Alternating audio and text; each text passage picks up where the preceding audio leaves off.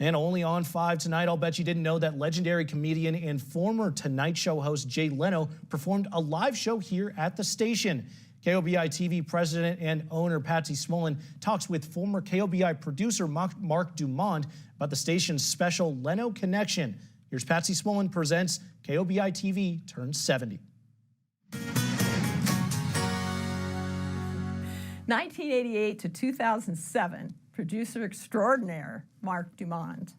Hey, Mark. Hey, good to be here. Good to have you here. Yeah. So one of the questions that you suggested includes me, which is not supposed to happen in this interview, but it's the Up Close with Patsy Smullin series. And you were writer, producer, traveler, supporter, everything. Memories of that? Some of the memories I had were when we got to go places to interview people. Like we went to interview Dick Clark at his office in Burbank. And my greatest memories of that were, first of all, his office. It was like a museum. Do you remember that? I sure do. He had Elvis's cape that he wore in his final show in Vegas, and he had the first contract that Barbra Streisand ever signed for a performance, and all the stuff that should be in a museum, but it was in his office, you know. And I remember when we framed him up for the interview, he said, well, let me see how you had me framed up for that. And I showed him the monitor, and he goes, nope, it's way too close. Because, you know, because of his age at the time, he was like, no, you're not going to shoot me that close. So he made me widen up the shot so that, but it was a fascinating interview. And another one that's real memorable is when we went down to shoot interviews with Art Linkletter and Betty White in the same day. Which they requested because they'd never met. And in the same place. Yeah. And we did Linkletter in his office and then went right down the hall. And at one point, you got a phone call on your cell phone, and you answered it and said, here, Mark, you talk to her. It's Betty White. And I'm like, okay, hi, Betty.